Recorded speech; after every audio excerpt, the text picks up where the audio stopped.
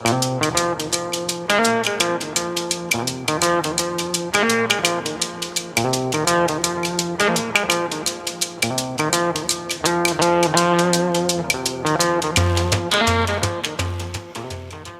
to Talk of the Bay. For those who love to hike, Santa Cruz County is a dream come true. With nearly a dozen state parks, there are hundreds of miles of trails to enjoy, and that number is continually growing thanks in part to Santa Cruz Mountain Trails Stewardship, who have been creating and maintaining world-class trails responsibly, sustainably, and collectively since 1997. I have Executive Director Matt DeYoung in the studio with me to discuss the state of local trails and how their community-driven efforts are putting Santa Cruz on the map to becoming the model for sustainable trail systems. Matt, thanks for joining us. Yeah, thanks for having me. All right. So first of all, I'm going to ask you to move that mic a little closer to your mouth. There you go. Perfect. So tell our listeners what Santa Cruz Mountain Trail Stewardship is all about. Like before we went on air, I was saying to you, I'm like really curious, like who builds trails? Isn't it the state or the county? Like, why do we need this nonprofit, right? Yeah, it's a black box for a lot of trail users. Like, where does the trail come from? We kind of take it for granted sometimes. So we're a nonprofit organization, a trail stewardship organization. Our focus is on designing, funding, building and maintaining sustainable trails, as well as park facilities like pump tracks for wheeled trail users. And we came about because there was really a gap between our local land managers' needs for deferred maintenance and project development that they were not able to always meet. So there was an opportunity for a third-party organization to come in with volunteer labor and professional staff and fundraising abilities to get more done and keep our trails the best they could possibly be. Right. So I'm hearing people who like to ride bikes, right? Having a lot of energy. You were talking about the pump tracks, and are bikers a big part of this group, or is it a big mix of walkers and bikers? It's a big mix. We're a broad umbrella where we have equestrian supporters, hikers, runners, bikers. We were originally founded as a mountain bike organization. Right. Okay. And the focus really changed over the years where trail buildings where we found the most impact. So we rebranded several years ago to reflect that. So we're serving all trail users. Most of the trails we build are multi-use. Most of our trails a lot of our trails in the county are multi-use, and there's lots of hiking and equestrian trails as well. Wow, I love that broad reach and that community effort. Like, this is community radio, so we get a little hopped up about any effort like that. And so just to whet people's appetites, share with us some of the trails that we might know that Santa Cruz Mountain Trails Stewardship has built. Yeah, absolutely. Our first major project was right down the street, Emma McCrary Trail in Pogonip, multi-use trail that connects the city of Santa Cruz with UCSC and Henry Cowell. We've also done several other trails in Pogonip, the Lookout Trail, Ohlone Trail, and the Pogonip Nature Loop reroute. So we've done a lot of work there. We do most of the city of Santa Cruz trail maintenance at this point and do new construction for them. We also work with state parks quite a bit. Wilder Ranch, we built the new Enchanted Loop upgrade, as well as the West Inglesman trail reroute. So those trails that are right from the corral there going up the hill used to be those steep eroded fire roads that were safety issues, natural resource issues, dumping sediment into the creeks, and also a challenge for hikers and bikers who may not be of the utmost levels of fitness, having a hard time getting up the hill. So we replaced some of those roads, restored sensitive habitat, and created these new sustainable trails that are much easier to access and much more enjoyable. So working there at Wilder Ranch, also at Fall Creek State Park, we did a lot of work after the fire to get that back open. Can you? I love to hike in Fall Creek. So yes. Can we get a little bit granular? Like what did you see on the ground in Fall Creek, and what kind of work did y'all need to do there? Yeah, so parts of the park were pretty heavily impacted by the CZU fire. So, when we came in, the trail had been washed away in many places. So after the fire, we had rains, and as these hillsides were denuded, erosion was a major issue. So lots of erosion that needed to be remediated, as well as lots of hazard trees. So there's lots of dead trees that were safety issues, and also long-term maintenance issues where these trees are going to fall and potentially, tear out pieces of the trail. So we did a lot of work to take down those dead trees. And also at the same time, we're reopening this trail for public use, but we're also creating a shaded fuel break for long-term fire management. So we're creating these fire lines that can be maintained for years to come to help avoid catastrophic fire like we saw in the CZU fire. Wow. So I'm picturing like chainsaws, like lots of tools, lots of hard work. I've heard the word community. So how many of the people actually doing this work are volunteers versus paid professionals? Yeah, that's a great question. So we have a staff of 25.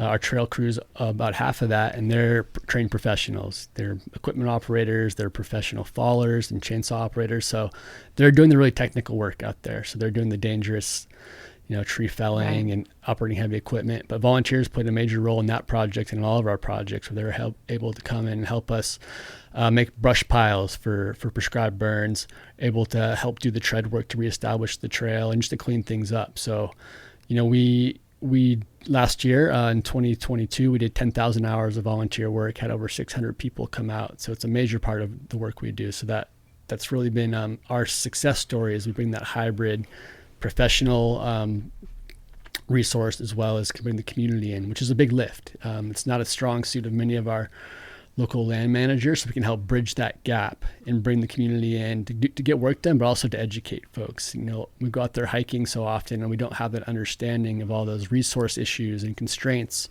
out there. So it gives us a chance to really educate people about why we're doing what we're doing and some of the other things they're seeing in the parks. Wow. So that's a lot of volunteer hours. That's super impressive. And I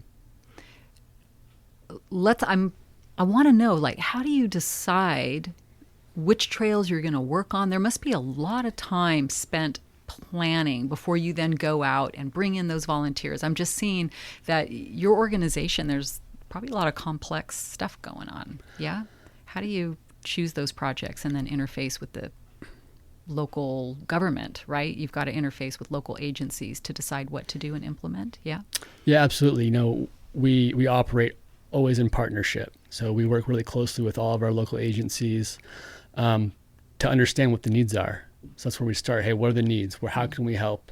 So that's where we start off. And then we have, some really engaged volunteers and our volunteer coordination staff that are out there scouting trails to identifying issues. So, we'll have people letting us know when they see things out there, or we're out there doing our annual scouting to see what kind of maintenance issues there are. And then from there we prioritize, hey, where's the greatest need? Where's there a safety issue or a resource impact issue, and plan from there. Wow. And so which agencies do you work with in particular here in Santa Cruz County? We work with just about all of our local agencies that manage trails. So we're working with Santa Cruz County Parks, with state parks, City of Santa Cruz, City of Scotts Valley, with CAL FIRE at the Soquel Demonstration State Forest. Mm-hmm. We work with the Land Trust at San Vicente Redwoods. There's probably a couple others that I'm forgetting. But yeah, we really do collaborate kind of countywide. And we're also working outside the county with Santa Clara County Parks and San Mateo County Parks and up and down the peninsula too. Wow. So do they have similar organizations in their county, or are you guys spreading your reach because that's needed? There's a lot of smaller kind of specific park-focused organizations. Like we have the Advocates for the Forest and Nicene Marks. There's a volunteer organization in Big Basin. So there's a lot of smaller groups out there. There's the Trail Workers in Wilder.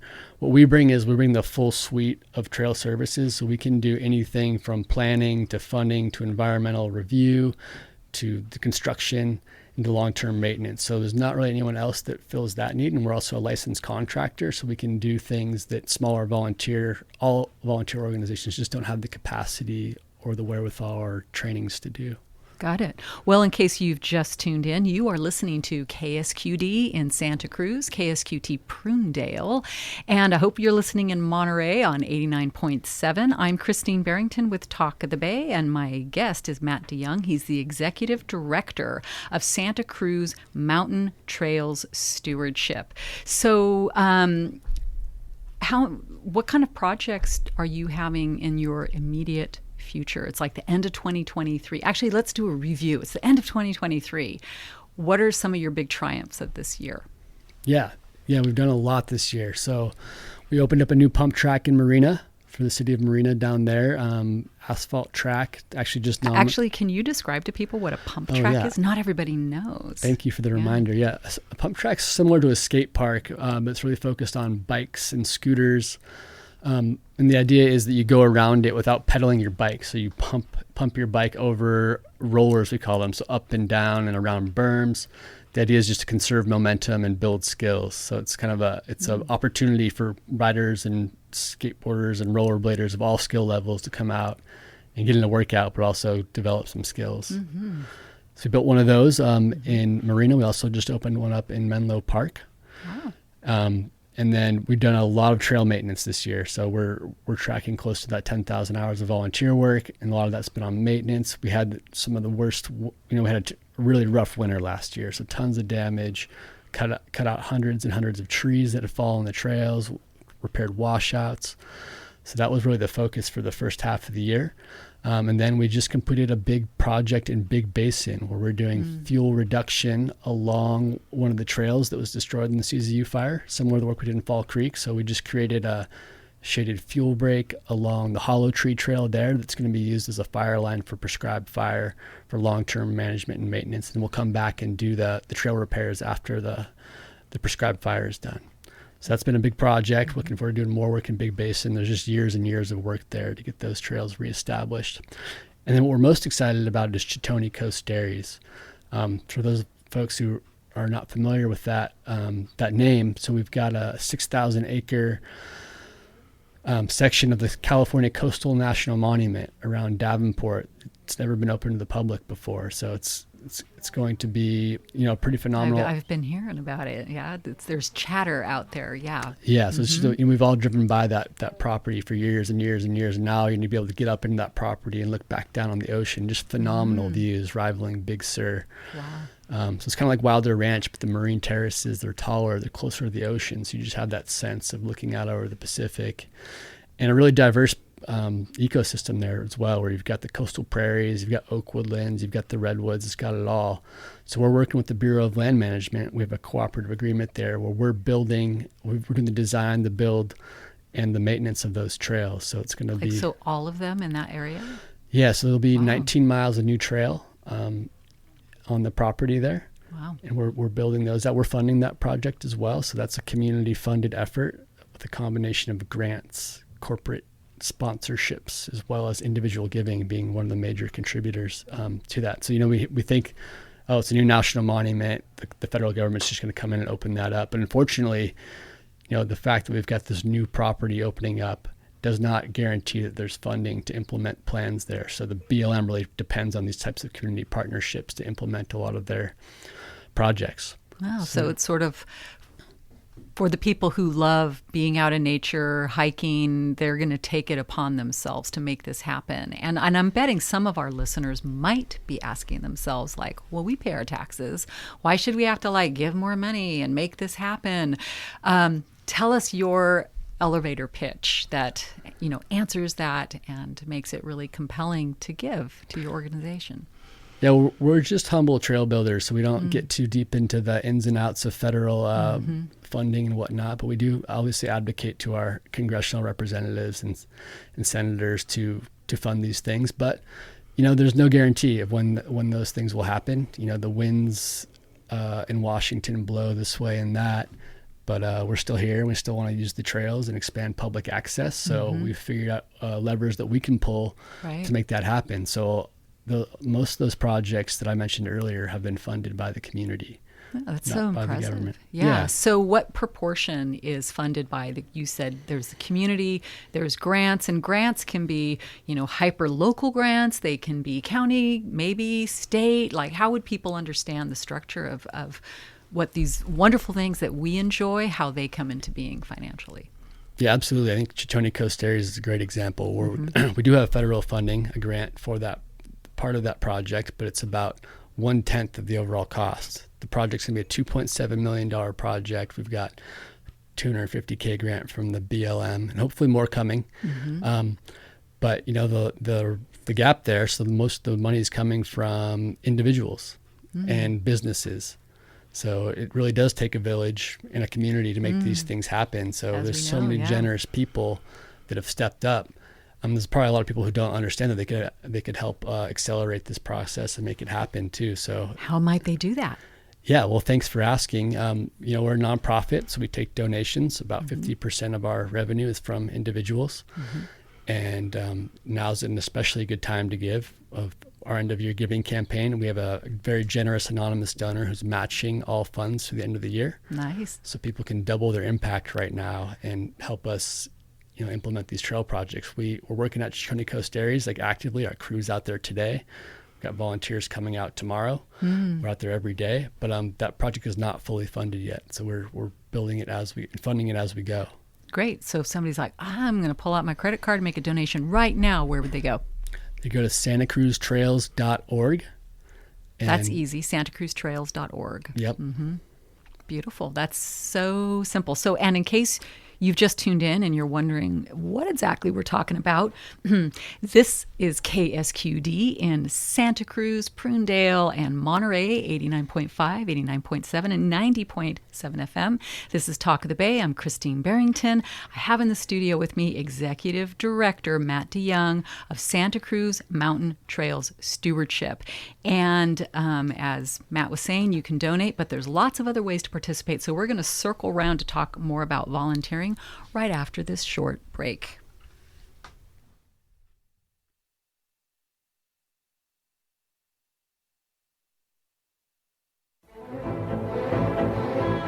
Spend your Monday night at the Opera on KSQD Santa Cruz. You'll hear the world's greatest singers tell some of the world's most powerful, romantic, funny, and unforgettable stories, all set to the most glorious music ever composed. It's all about drama and being a diva. Monday night at the Opera, 7 to 10 p.m. on KSQD Santa Cruz 90.7 FM.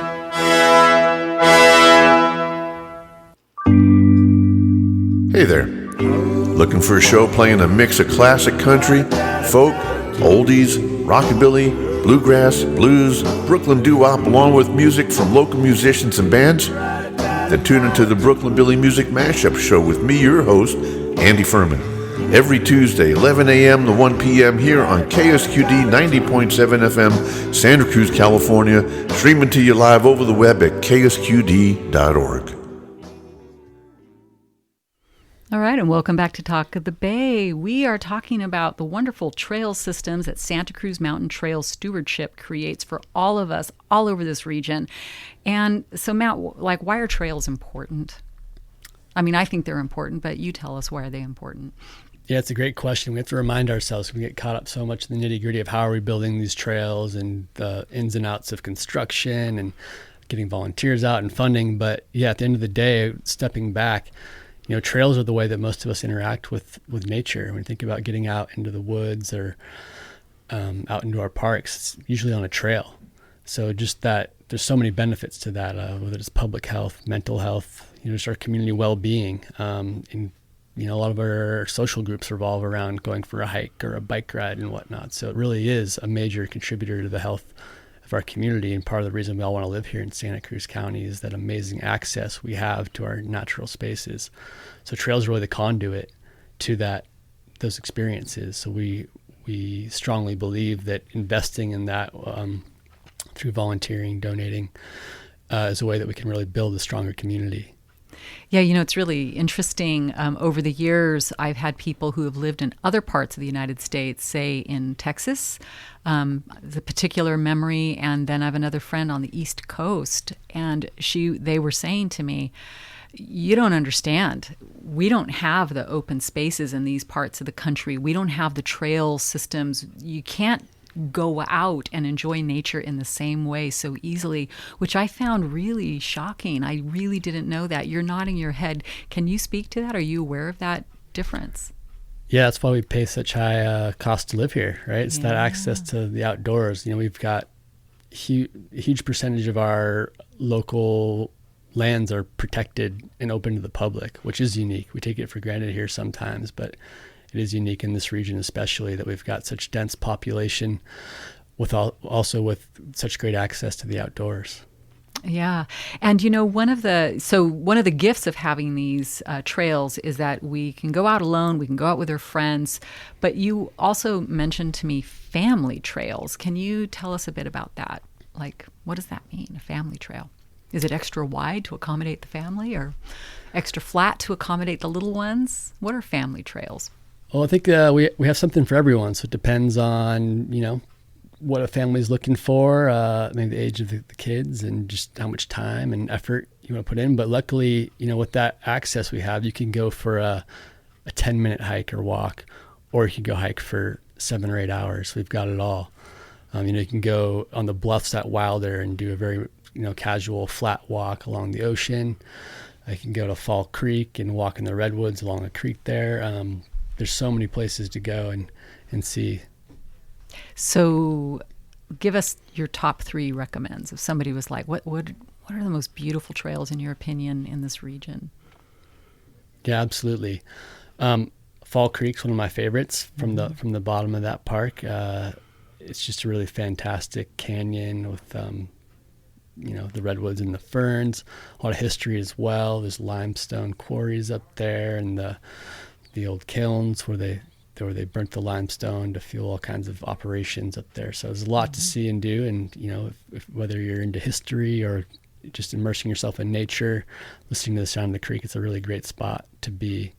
So that's one of my favorites. Wilder Ranch is just such a sublime spot with the views of the ocean and the coastal prairies there. So that's just a really special area. And you also get that diverse experience of the, coastal bluffs and the coastal prairies and then the redwoods and the oak trees too. So it's a pretty special spot. I have a question. What's the secret hidden gem that you'd like to, do you have any you're like, I don't want to tell anybody about this. I want to keep it to myself. What's something somebody might not know about? Yeah, I think Antonelli Pond right on the west side is a spot that a lot of people don't even know is there. It's close to natural bridges, which gets a lot of attention, but Antonelli Pond's a special spot. Like the bird watching is pretty phenomenal. It's quiet. There's not many people there.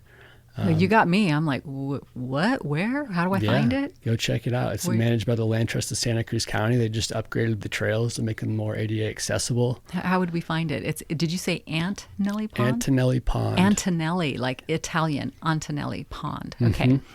So how would we get there? Describe it. We drive over toward natural bridges? It's in between the end of Delaware Street, close to the Seymour Center, and Mission Street Extension. Okay. Yeah, so it's the rail trail currently terminates, the western end of the rail trail currently terminates. Got it. Pretty much right into Antonelli Pond. Beautiful. Great. I know where I'm going to go this weekend. Yeah. So as we begin to wrap up, if somebody, tell us a little bit about what it's like to volunteer, and also interject anything else if I haven't asked the right question, right? Let us have it. Sure. But let's talk about if I want to volunteer, what is it like? Yeah, we really pride ourselves on our volunteer programming. So we've invested a lot in making sure that it's a really great experience for our volunteers, no matter if they've ever done trail work before or not, no matter what their fitness level is. We've got something for everyone. We've trained our super volunteers, we call them crew leaders. They've been through a whole training program where they learn all about sustainable trail building and maintenance, but most importantly about managing other volunteers. It's so important that we put on a good experience. So when people come out to our volunteer events, they're going to accomplish something meaningful, get educated on why we're doing what we're doing, and also enjoy great hospitality. So we have our Dig Day events or our premier events. We have one coming up this Saturday at the Soquel Demonstration State Forest. So people will show up in the morning. There'll be breakfast provided. You have to sign up for a crew. You'll know what those crews are doing. So you can choose something that's appropriate for you. Usually whether or not you get poison oak is a deciding factor of which crew you're on. Absolutely, yes. Yeah, then we'll provide lunch. You work for 4 or 5 hours, and then at the end of the day, we provide, refreshments and a raffle and a really good social experience. So those are our big events. We've got other things. So during the week, we've got a lot of drop-in events. You can go to coast areas on Tuesdays and volunteer out there in smaller groups. We do a hike and help event, which is a really light trail work event where the hike's the main focus and you do a little bit of work along the way. been working in Harvey West Park doing those events recently.